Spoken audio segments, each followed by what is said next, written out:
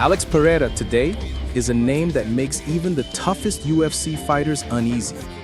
He is one of those rare athletes whose presence alone feels heavy, almost suffocating. When he walks into the octagon, it doesn't look like a man entering an arena. It looks like a predator being released into the wild. The calm expression, the stone-cold stare, the almost ritual stillness before the storm. All of it creates an aura that many opponents simply can't handle.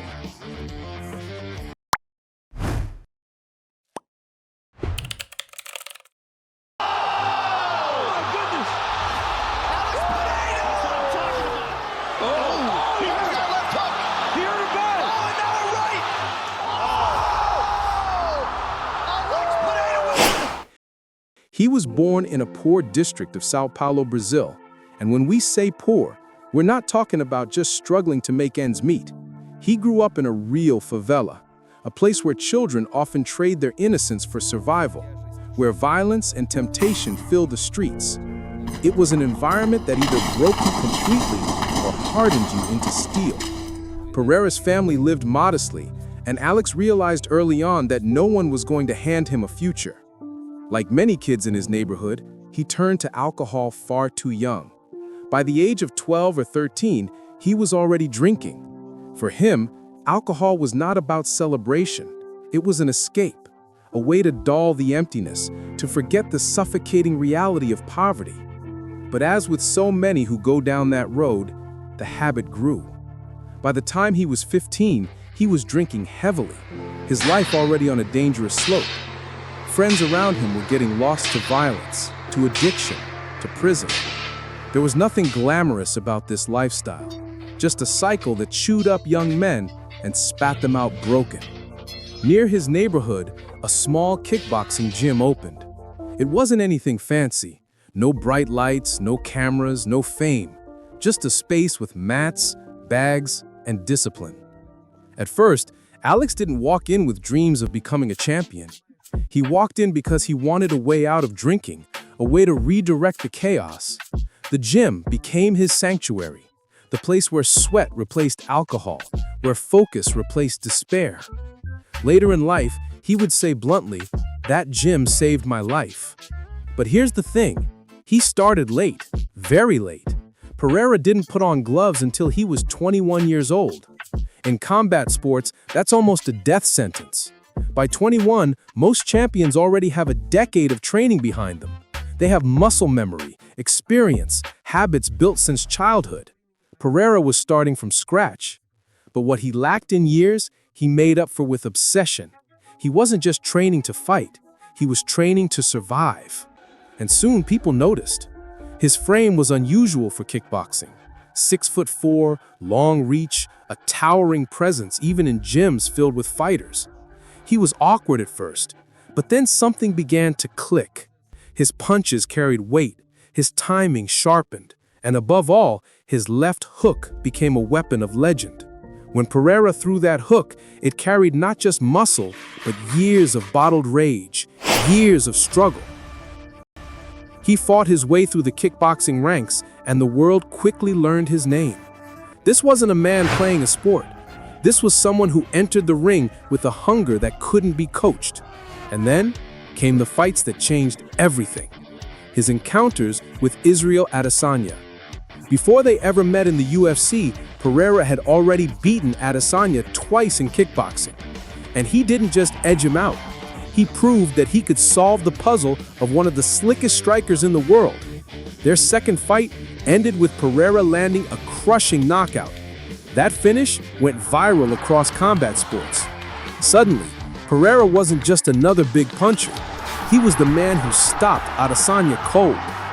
But here's the twist. Even with all this, kickboxing wasn't giving him what he wanted.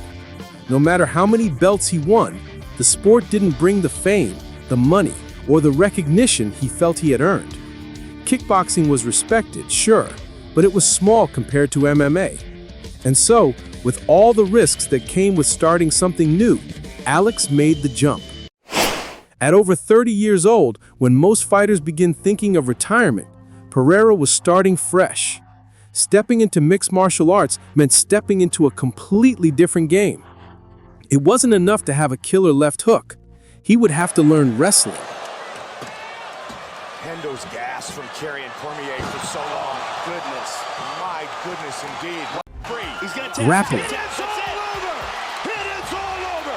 Nate Diaz becomes the first man. Another one to the face. Clinch work. Rich is in trouble. Rich is in trouble. Rich is in trouble. Anderson Silva. Another knee in the head. Franklin. Rich Franklin. Anderson Silva is the new middleweight champion.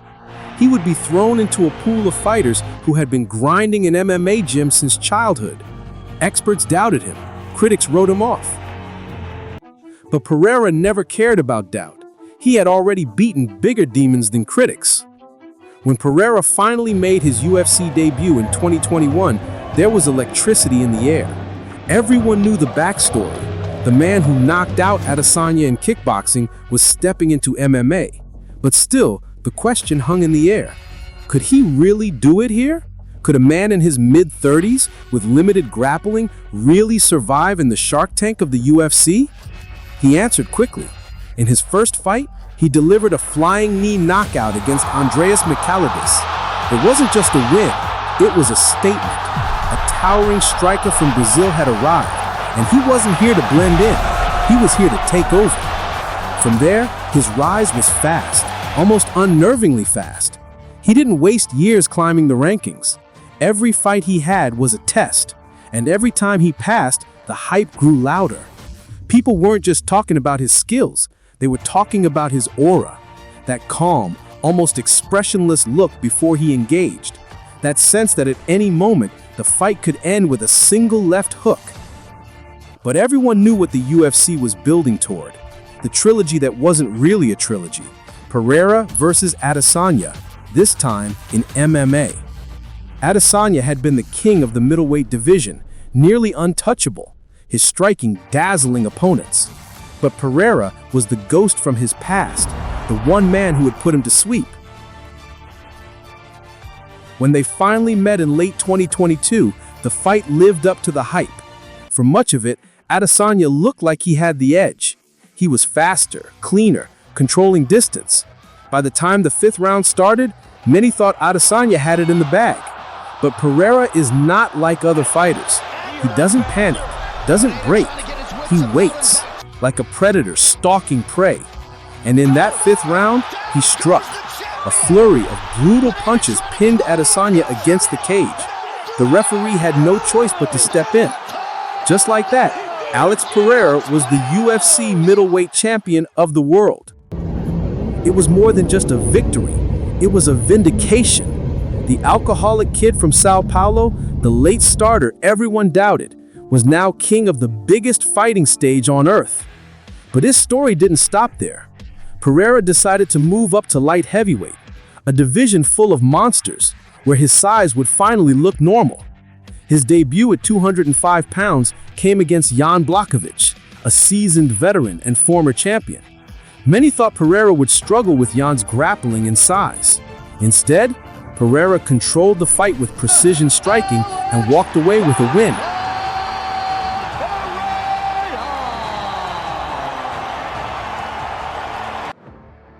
Then came the showdown with Jiří Procházka, one of the most unpredictable fighters in the division. Jiří's wild, unorthodox style had broken many opponents, but against Pereira, chaos met cold steel. Pereira stayed calm, picked his shots, and once again, that legendary left hook made the difference. Procházka crumbled, and Pereira became a two-division UFC champion.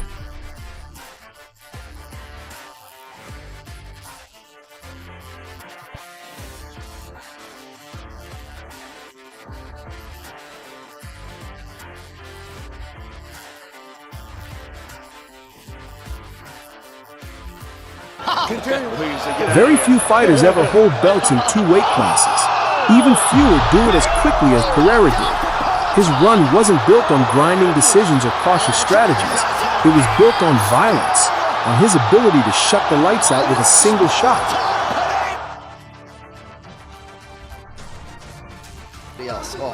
Oh! He hurt him. He hurt him. Not much left. Oh, there it is. Body shot. Body shot. Right. That's it.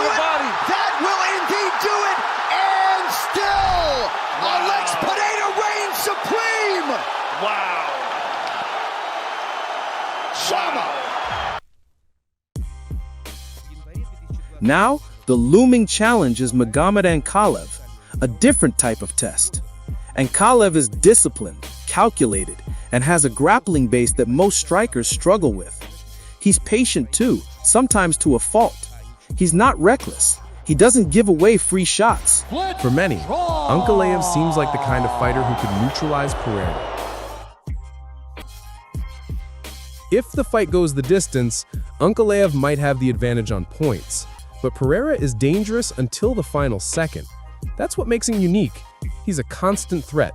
He doesn't need to win every minute of the fight. He only needs one. The story of Alex Pereira isn't just about fighting, it's about transformation. From poverty and alcoholism in the streets of Brazil to conquering kickboxing to becoming a two-division UFC champion. He is living proof that your starting point doesn't define your destination. And as he prepares to face Magomed Ankalaev, one thing is certain. Every time Pereira steps into the octagon, order is broken, fear takes over, and history feels just one punch crazy to away. think what this man has done. He has won 2 different weight class championships in 2 years. He truly is a special talent. Pereira maintains the throne.